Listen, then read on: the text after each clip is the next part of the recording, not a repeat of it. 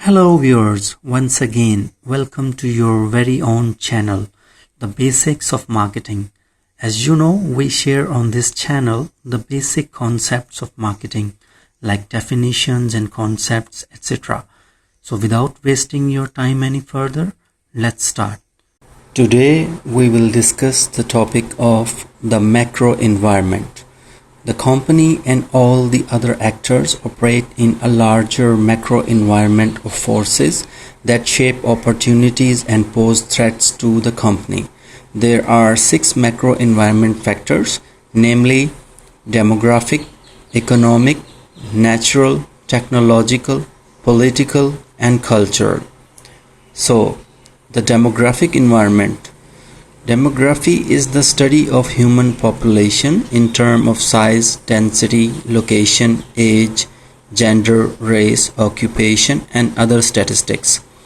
The demographic environment is of major interest to marketeers because it involves people and people make up markets. The world population is growing at an explosive rate. It now exceeds 6.8 billion people and is expected to grow to more than 8 billion by the year 2030. The changing age structure of the population. The US population is currently about 310 million and may reach almost 364 million by 2030. The single most important demographic trend in the United States is the changing age structure of the population. The US population contains several generational groups. Here worth mentioning largest groups are the baby boomers, Generation X, and the millennials, and their impact on today's marketing strategies. The trends to closely monitor are the changing family structure, geographic shifts in population, a better educated, more white-collar, more professional population, and increasing diversity. The economic environment. Markets require buying power as well as people. The economic environment consists of economic factors that affect consumer purchasing power and spending patterns.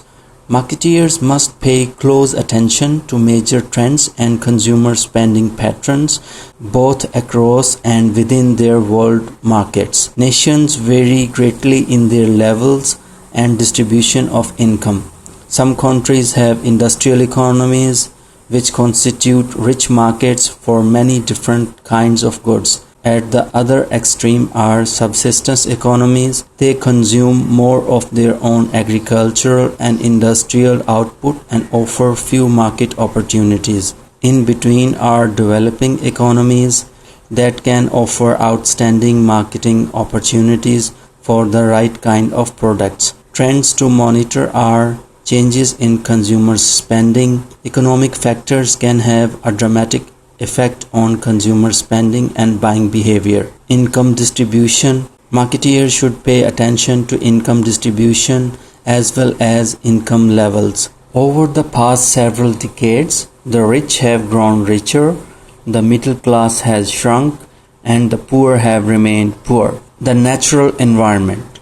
The natural environment involves the natural resources that are needed as inputs by marketeers or that are affected by marketing activities. Environmental concerns have grown steadily over the past 3 decades. In many cities around the world, air and water pollution have reached dangerous levels. World concern continues to mount about the possibilities of global warming, and many environmentalists fear that we soon will be buried in our own trash. Marketeers should be aware of several trends in the natural environment. The first involves growing shortages of raw materials. Air and water may seem to be infinite resources, but some groups see long-run dangers.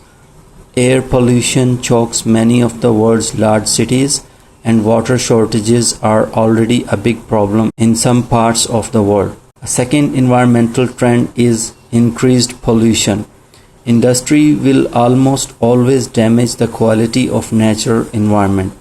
Consider the disposal of chemical and nuclear wastes, the dangerous mercury levels in the ocean, the quantity of chemical pollutants in the soil and food supply, and the littering of the environment with non-biodegradable bottles, plastics, and other packaging materials. A third trend is increased government intervention in natural resource management. The governments of different countries vary in their concern and effort to promote a clean environment. Some, such as the German government, vigorously pursue environmental quality. Others, especially many poorer nations, do little about pollution, largely because they lack the needed funds or political will. Even richer nations lack the vast funds and political accord needed to mount a worldwide environmental effort. The general hope is that companies around the world will accept more social responsibility and that less expensive devices can be found to control and reduce pollution. Concern for the natural environment has spawned the so-called green movement. Today, enlightened companies go beyond what government regulations dictate. They are developing strategies and practices that support environmental sustainability, an effort to create a world economy that the planet can support indefinitely. They are responding to consumer demands with more environmentally responsible products. The technological environment. The technological environment is perhaps the most dramatic force now shaping our destiny. Technology has released such wonders as antibiotics, robotic surgery, miniaturized electronics, smartphones, and the internet. It also has released such horrors as nuclear missiles, chemical weapons, and assault rifles. It has released such mixed blessings as the automobile, television, and credit cards. Our attitude towards technology depends on whether we are more impressed with its wonders or its blunders. New technologies can offer exciting opportunities for marketeers. For example, what would you think about having tiny little transmitters implanted in all the products you buy, which would allow tracking of the products from their point of production through use and disposal? On the one hand, it would provide many advantages to both buyers and sellers. On the other hand, it could be a bit scary. Either way, it's already happening. Envision a world in which every product contains a tiny transmitter loaded with information. As you stroll through supermarket aisles, shelf sensors detect your selections and beam ads to your shopping cart screen, offering special deals on related products. As your cart fills, scanners detect that you might be buying for a dinner party. The screen suggests a drink to go with the meal you have planned. When you leave the store, exit scanners total up your purchases and automatically charge them to your credit card. At home, readers track what goes into and out of your pantry, updating your shopping lists when stocks run low. For Sunday dinner, you pop a butterball turkey into your smart oven, which follows instructions from an embedded chip and cooks the bird to perfection. Seem far-fetched? Not really. In fact, it might soon become a reality, thanks to radio frequency identification (RFID) transmitters that can be embedded in the products you buy. The political and social environment. Marketing decisions are strongly affected by developments in the political environment. The political environment consists of laws, government agencies, and pressure groups that influence or limit various organizations and individuals in a given society. Legislation regulating business. Even the most liberal advocates of free market economies agree that The system works best with at least some regulations. Well-conceived regulation can encourage competition and ensure fair markets for goods and services. Thus, governments develop public policy to guide commerce, set of laws and regulations that limit business for the good of society as a whole. Almost every marketing activity is subject to a wide range of laws and regulations. Increasing legislation. Legislation affecting business around the world has increased steadily over the years. The United States have many laws covering issues such as competition, fair trade practices, environmental protection, product safety, truth in advertising, consumer privacy, packaging and labeling, pricing and other important areas. Trends to consider are increasing emphasis on ethics and socially responsible actions. Written regulations cannot possibly cover all potential marketing abuses, and existing laws are often difficult to enforce. However, beyond written laws and regulations, business is also governed by social codes and rules of professional ethics. Socially responsible behavior. Enlightened companies encourage their managers to look beyond what the regulatory system allows and simply do the right thing. These socially responsible firms actively seek out ways to protect the long-run interests of their consumers and the environment. The recent rash of business scandals and increased concerns about the environment have created fresh interest in the issues of ethics and social responsibility. Almost every aspect of marketing involves such issues. Unfortunately, because these issues usually involve conflicting interests, well-meaning people can honestly disagree about the right course of action in a given situation. Thus, many industrial and professional trade associations have suggested codes of ethics, and more companies are now developing policies, guidelines, and other responses to complex social responsibility issues. Cause-related marketing. To exercise their social responsibility and build more positive images, many companies are now linking themselves to worthwhile causes. These days, every product seems to be tied to some cause. Buy a pink mixer from KitchenAid and support breast cancer research. The cultural environment. The cultural environment consists of institutions and other forces that affect a society's basic values, perceptions, preferences, and behaviors. People grow up in a particular society that shapes their basic beliefs and values. They absorb a worldview that defines their relationships with others. The following cultural characteristics can affect marketing decision-making. The persistence of cultural values. People in a given society hold many beliefs and values. Their core beliefs and values have a high degree of persistence. For example, most Americans believe in individual freedom, hard work, getting married, and achievement and success.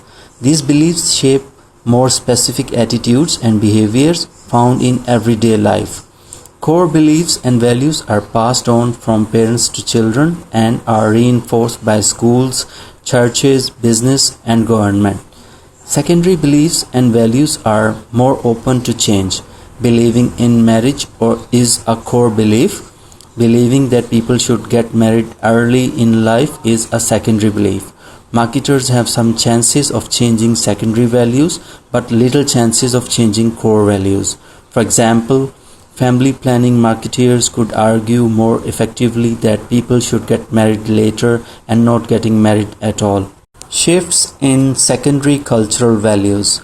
Although core values are fairly persistent, cultural swings do take place. Consider the impact of popular music groups, movie personalities, other celebrities on young people's hairstyling and clothing norms.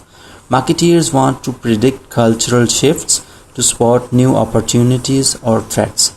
Several firms offer futures forecasts in this connection. People's views of themselves. People vary in their emphasis on serving themselves versus serving others. Some people seek personal pleasure, wanting fun, change, and escape. Others seek self-realization through religion, recreation, or the avid pursuit of career or other life goals. Some people see themselves as sharers and joiners, others see themselves as individualists. People use products, brands, and services as a means of self-expression, and they buy products and services that match their views of themselves. Marketeers can target their products and services based on such self-views. People's views of others. In past decades, observers have noted several shifts in people's attitudes towards others. Recently, for example, many trend trackers have seen a new wave of cocooning or nesting. Due in part to the uncertain economy, people are going out less with others and are staying home more. People's views of organizations. People vary in their attitudes towards corporations, government agencies, trade unions, universities, and other organizations. By and large, people are willing to work for major organizations and expect them in turn to carry out society's work. People's views of society. People vary in their attitudes towards their society. Patriots defend it, reformers want to change it, and malcontents want to leave it. People's orientation to their society influences their consumption patterns and attitudes towards the marketplace. People's views of nature. People vary in their attitudes towards the natural world. Some feel ruled by it, others feel in harmony with it, and still others seek to master it. A long-term trend has been people's growing mastery over nature through technology and the belief that nature is bountiful.